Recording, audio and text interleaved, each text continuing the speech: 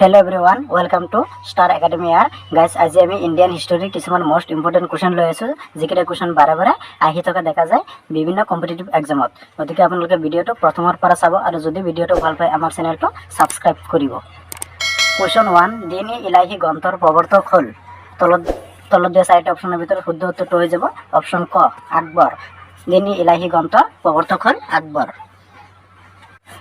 Question 2, বাবৰৰ আত্মজীৱনীখনৰ নাম হ'ল। তলত দিয়া চাৰিটা অপচনৰ ভিতৰত শুদ্ধ উত্তৰটো হৈ যাব অপচন খ তুজুক-ই-বাবৰী। তুজুক-ই-বাবৰী বাবৰৰ আত্মজীৱনী। কোশ্চন 3, হুমায়ুননামা লিখিছিল।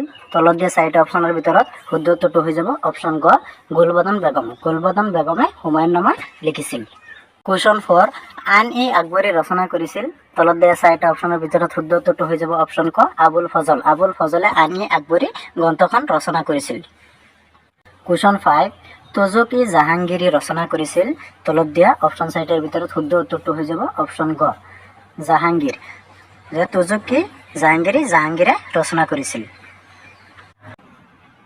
কোশ্চন 6, কোন মোগল সম্ৰাটৰ দিনত ৰামায়ণ মহাভাৰত গ্ৰন্থ কেইখন পাৰ্চী ভাষালৈ প্ৰথমতে অনুবাদ হৈছিল। তলত দিয়া চাৰিটা অপচনৰ ভিতৰত শুদ্ধ উত্তৰটো হৈ যাব আকবৰ। আকবৰৰ দিনত ৰামায়ণ মহাভাৰত গ্ৰন্থ কেইখন পাৰ্চী ভাষালৈ প্ৰথমতে অনুবাদ হৈছিল। কোশ্চন 7, ৰামচৰিত মানস ৰচনা কৰিছিল।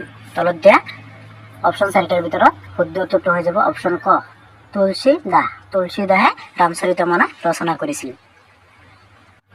কোশ্চন 8, বিখ্যাত সংগীতজ্ঞ তানসেন কাৰ ৰাজসভাত আছিল। তলত দিয়া চাৰিটা অপচনৰ ভিতৰত শুদ্ধ উত্তৰটো হৈ যাব অপচন গ আকবৰৰ দিনত তানসেন ৰাজসভাত আছিল। কোশ্চন 9, হুৰদাহ কোন মোগল সম্ৰাটৰ ৰাজসভাত সংগীতজ্ঞ আছিল।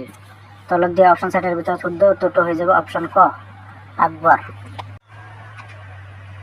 কোশ্চন 10 তথা আজিৰ অন্তিম কোশ্চন, ইষ্ট ইণ্ডিয়া কোম্পানীয়ে কলিকতাত ফৰ্ট উইলিয়াম দুৰ্গ নিৰ্মাণ কৰে। তলত দিয়া অপচন চাৰিটাৰ ভিতৰত শুদ্ধ উত্তৰটো হৈ যাব অপচন খ 1700 চনত। যদি ভিডিওটো ভাল পায় আমাৰ চেনেলটো সাবস্ক্ৰাইব কৰিব, লাইক কৰিব, শ্বেয়াৰ কৰিব। Thank you. জয় আই অসম।